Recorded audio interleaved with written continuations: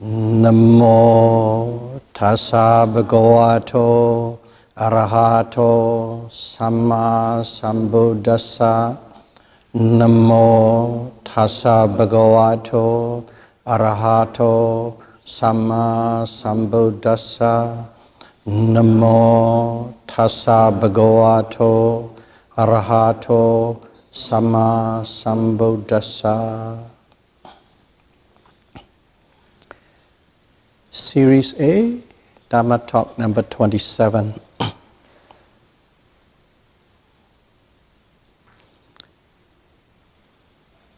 In the last Dhamma Talk, we come to the point of one has overcome or abandoned to a large degree dosa, lobha, and moha, okay?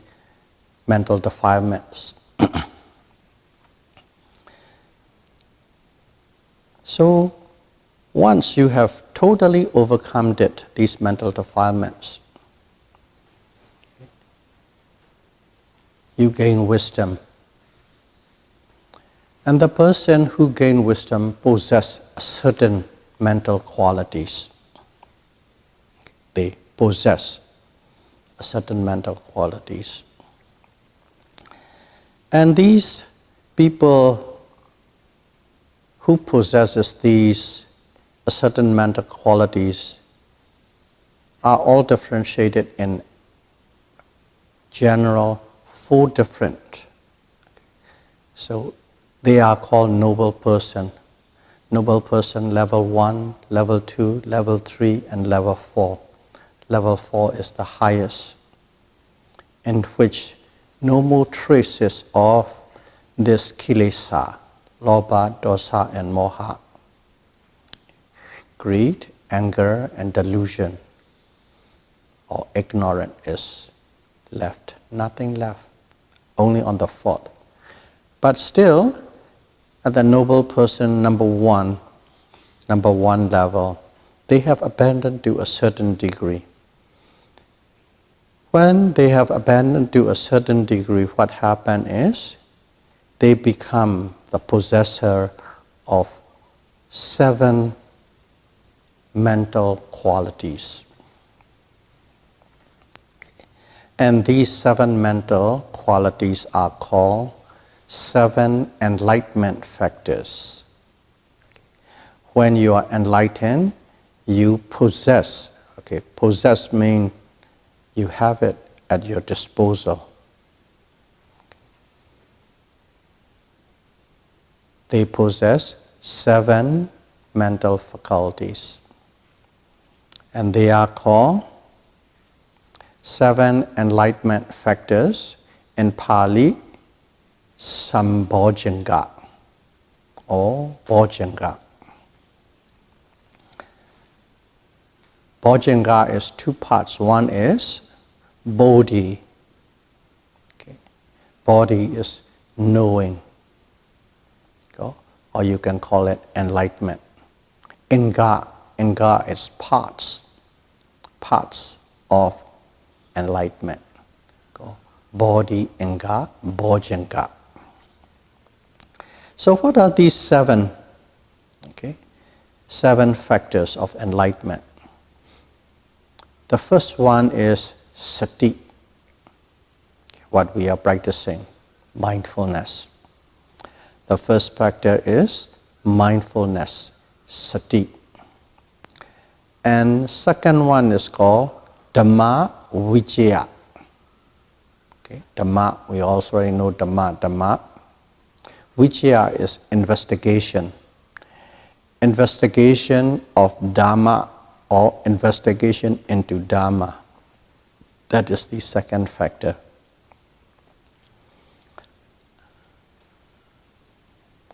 And the third one is Viriya. Viriya is energy and effort. And the fourth one is piti. Piti is rapture. The fifth one is passaddhi. Passaddhi is calm or tranquility. And the sixth is samadhi, that is concentration or one-pointedness. And the seventh is upekkha, equanimity. Equanimity.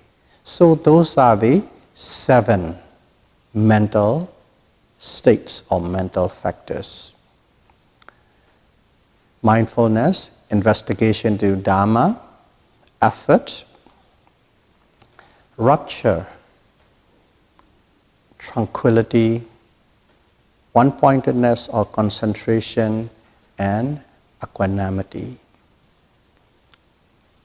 It's called 7 Factors of Enlightenment or Bojjhanga. So in this Bojjhanga is, you need to understand, you have this 7 Bojjhanga or 7 Factors of Enlightenment only when you become a noble person. When I say you have, mean you possessed. So when you possess it, you can use it at any time. It is at your disposal. Okay. It is at your disposal. The possessor of these 7 mental factors are noble person. But at the same time, one is still practicing all these things, even though one has not been a noble person yet, Ariya yet, but we are still practicing. So that doesn't mean that these can be practiced only by the noble person. We all are practicing. We all are practicing. So in other words, we are trying to fill. We are trying to fill, we are trying to accumulate, we are trying to multiply and develop these factors so that we have them 100% and also we have them appropriately.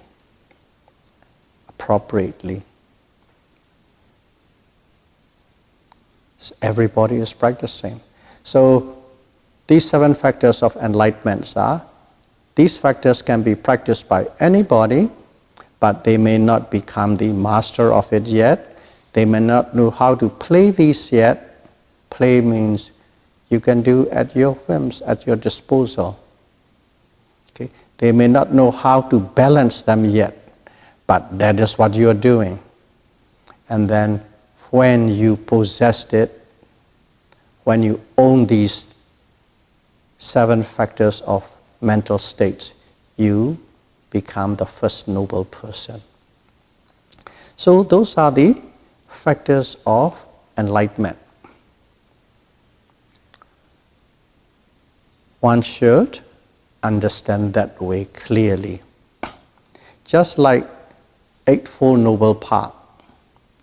You said Eightfold Noble, and we are all practicing Eightfold Noble Path, and there are times we have all Eightfold Noble Path, but we are not the possessors of the Eightfold Noble Path yet. We are the one who are accumulating, developing, multiplying these Eightfold Noble Path so that we can use them at will. We become at our disposal in a balanced and proper way. Only then these Eightfold Noble Path becomes yours. You become the possessor. And when you become the possessors of these Eightfold Noble Path, you become the Ariya noble person. So you can approach them different ways. You can approach through Eightfold Noble Paths. That is one way. Okay? That one is more on a bigger picture, bigger concept as a whole path. 7 factors of enlightenment is you are already on the path and you are fine-tuning your mental states. The same result, but slightly different approach. So have a clear understanding that you are accumulating, developing, and practicing to own these things. And the owner. That is the distinction in a human being. We draw a line in Buddhist. One is called Puthujjana, the worldlings. People who are trying, or people who are not even practicing, or people who are not even aware these exist. They just live about their happy ways. That is called Puthujjana. And the people who own these mental states, or who own these 8 paths, noble paths, they are called noble person. 1, 2, 3, and 4. So now we have a clear understanding of what the 7 factors of enlightenment is. So the first approach is, I'd like to explain in a preceding topic. The preceding topic is we have a good meditation sessions and bad meditation session. That was the preceding topics. So let us apply the 7 factors of enlightenment under that context. Good meditation sessions and bad meditation sessions. So in here, a yogi is meditating. And the yogi is meditating, and sometime they have a low energy. They don't want it. They become disenchanted. They want to stop practicing. Okay. As they are not progressing, they lose hope. I'm finding no insight. Oh, there are some yogis are going leaps and bounds, and here I'm doing for 6 months, 6 years, I have nothing. Discouraged, okay? Low energy, wanting to quit, or depressed, whichever words you'd like to use. These kind of mental states come in, and you are basically low, down, and out. Your mind is withered, depressed. That is one type of yogis. And another type of yogis is, what happened was, let's say they are practicing and their discovery of the Dhamma is quite fast and quick. Okay, quite fast and quick. When they are quite fast and quick, they get really excited, okay, elated, exhilarated, flying high, that kind of nature. And in other words, low mode and high mode. These kind of state goes through the yogis based on the condition. And when you go through these stages, one can practice these 7 factors of enlightenment appropriately to counter these modes. Okay, to counter these modes. First of all is in general. In general is Puthujjana, the worldlings, who are not noble persons yet. We are not the possessor, we are trying. Okay. When we are trying, and we still have these things. Okay. Low mode, low energy, oh, I think I'm sick, I don't want to do it, I'm not finding all these things. And when those things come in, appropriately, what you can do, what you can apply, you can press on that pedal, one of the 7. Okay, you won't be able to apply every one of it because still you are not skillful yet, depending on where you are. You can press on that pedal and you can lift yourself out of that depressed mode or low energy mode or disinterested mode. There are some of them you can apply it. And at the same time, you're practicing, sometimes you use the word, some even say, oh, beginner's luck. Somebody's meditating and within 2 weeks they're experiencing Dhamma and all these things that you have never experienced before, and got very excited. When you are excited, the mind becomes excited, it becomes restless, the mind becomes elated, and you're flying. And when you're flying, your mind cannot settle down and you cannot really meditate. Meditation is not about being low or being high, being in the middle. Okay? Neutral, middle, intermediate, always in the middle, in the balance. So when you go accelerate and high, some of the factors of the seven enlightenment factors, whichever one you can apply with your own ability, you press on that pedal and you can subdue and slow down that accelerated and elated mental state. So that is one.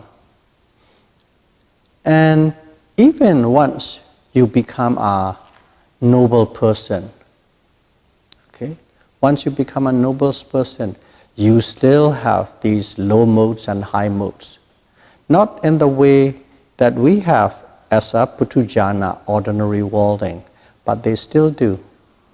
Because, let's say, noble person level 1, the first level, okay? All that he has attained is, okay, he has attained the right view. The right view means, I'm not saying all other views are wrong and this is right. The right view means that one person truly understands the true nature of mind and the true nature of matter, mind and matter. He understands the true nature of mind and matter is this is the physical phenomenon and this is the mental phenomenon. With precision, he understands. That is the right view. And he has no doubt, vichikicca.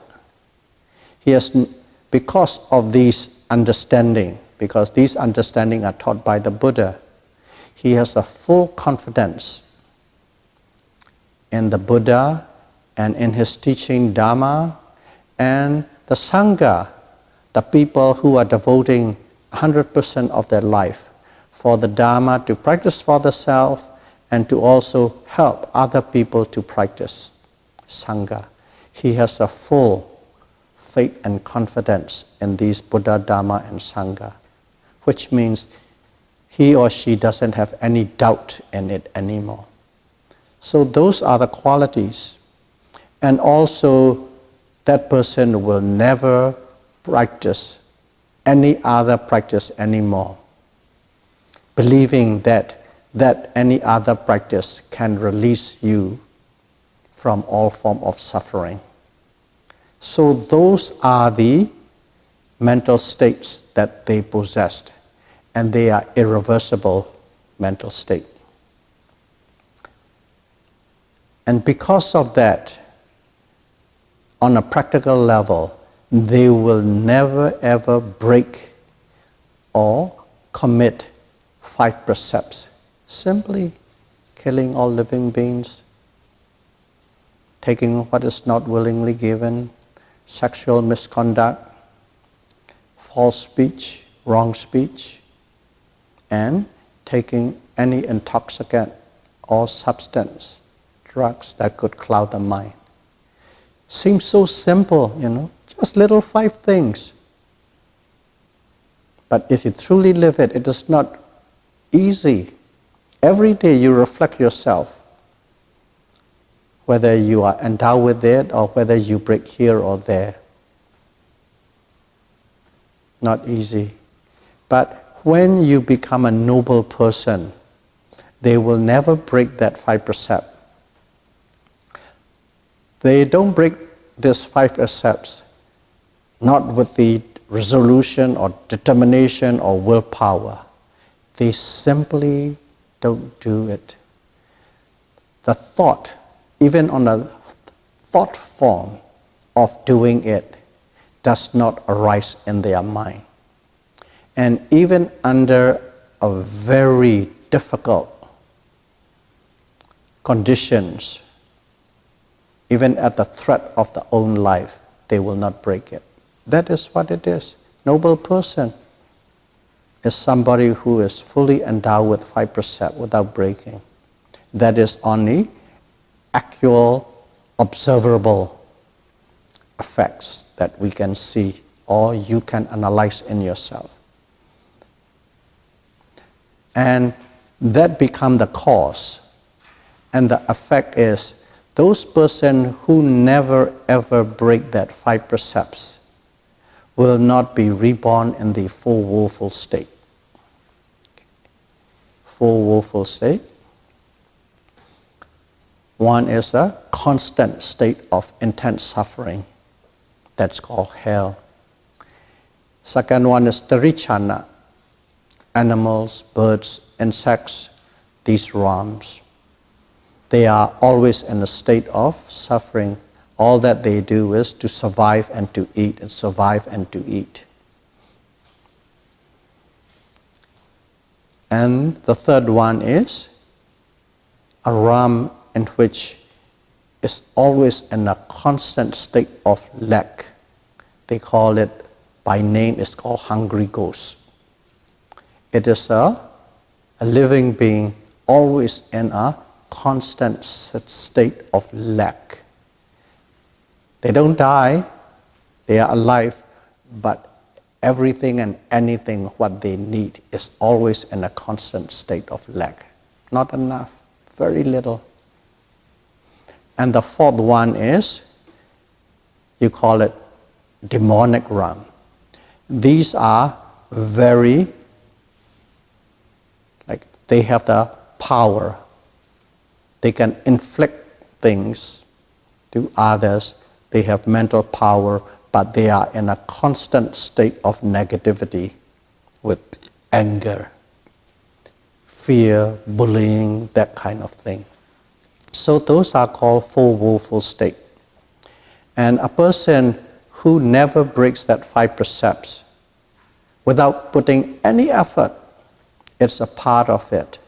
That person will never ever be reborn in the full woeful state. It is guaranteed. So that is all that is the noble person number one is. So other than that, they still have some jealousy, some envy, some pride, some conceit, some joy. All these other mental factors are still there. And if they have it, definitely there will be a low mode and there will be a high mode. There will be a depressed mode and there will be an excited mode. Noble person still has it, the first noble person, because they are not free from all negative mental states yet. All that they are is they are fully endowed with 5 precepts, but they still enjoy to a certain degree of the senses. As long as you are enjoying a certain degree of senses, there's a depression and there is a excitement. They still have it. So as they still have it, the point that I'm making is, when they have it, they practice the 7 factors of enlightenment appropriately to uplift them or to calm them down. So you will understand now these 7 factors of enlightenment. Even in a state of arahat, they still practice it. Because arahat is someone who has no traces of mental defilements, even to the most subtlest form, nothing left. But still, they have the body. The mind is totally safe, secure from the mental defilements. But the body is still there. The body is still under attack by the conditions, by the food you eat, by the air you breathe, by the water you drink, by the weather you are under. You are still under these attacks, and they behave exactly like us, no different. But the advantage in them is they can put their mind in this, use that 7 factors of enlightenment to a perfect purity, perfect balance. But they have to, their objective is they are balancing that 7 factors of enlightenment. That is the objective. And when they balance it, the mind comes to the perfectly tuned and balanced with the intention, intentionally to put in that mode. When you put intentionally into that mode, the body also start to recover, because the mind and the bodies work hand in hand. And that is how a lot of yogis cure some of the disease. Even some yogis, just like cancer and tuberculosis and things like that, they recover or cure from those things. Migraine headache, the suffering for years, you got to a certain state of enlightenment, gone. A certain state of insight, gone. Because they purify the mind and the bodies are interrelated. The mind in turn purifies the body, flows of oxygen, flows of blood, toxin release, all the things. You don't have to do anything. The minds become pure and the bodies become pure. That is how it does. So that's how these 7 factors of enlightenment. That's why you will hear, some of you might know, there's a sutra or sutta, Bojjhanga Sutta. Bojjhanga Sutra in Burma, okay? Without knowing deeply in detail, people just recite that Bojjhanga Sutta back and forth and back and forth and back and forth. Whenever somebody is sick, whenever you are not well, oh, they recite it and it will get better. This is what they believe. That belief also can affect something. That belief is what?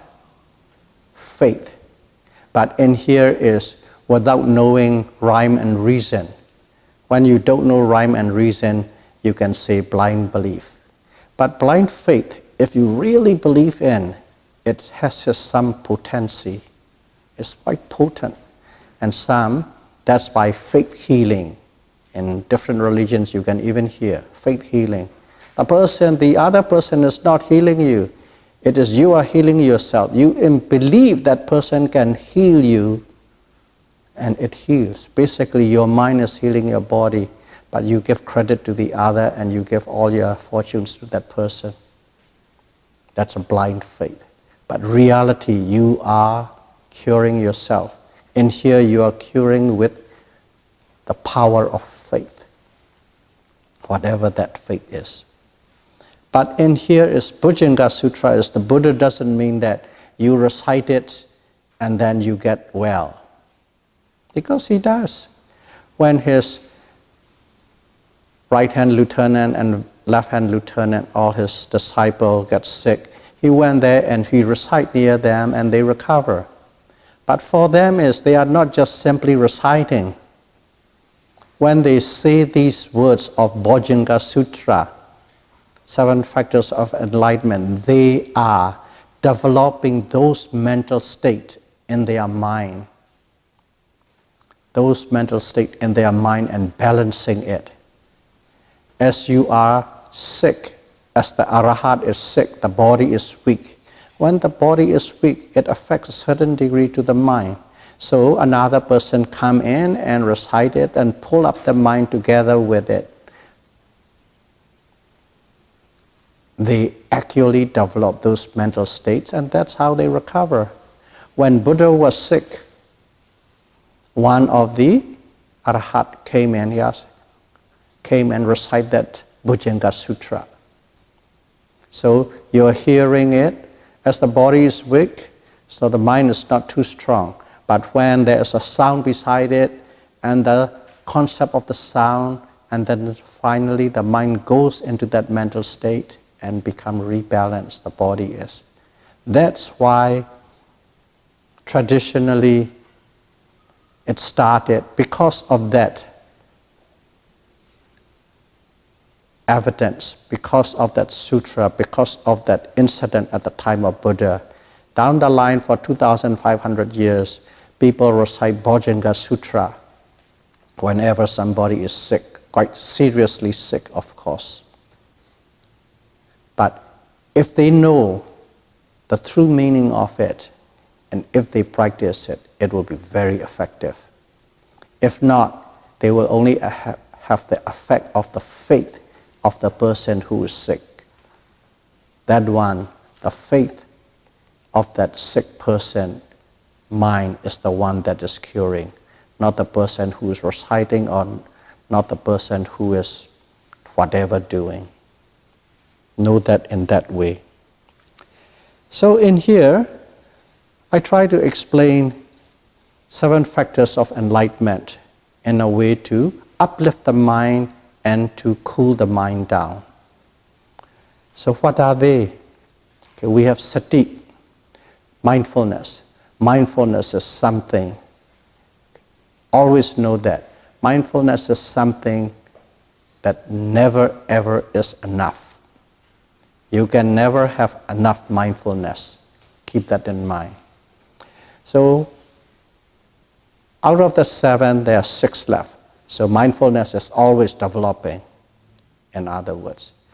And out of that, Dhamma Vichaya, investigation of Dhamma. And then effort, viriya, and piti, rapture, joy. Those 3. Okay. When you are low and down, when your mind is withered, when your body is withered, when you're depressed, exercise these factors. Okay. Investigation to Dhamma, viriya, effort, or piti.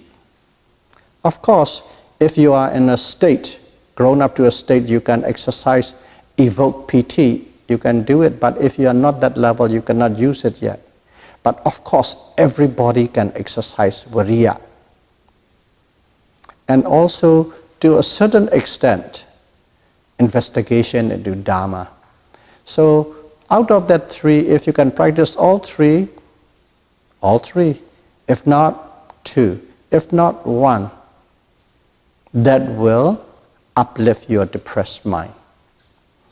And then the other 3, passaddhi, calm and tranquility, concentration, samadhi, and equanimity,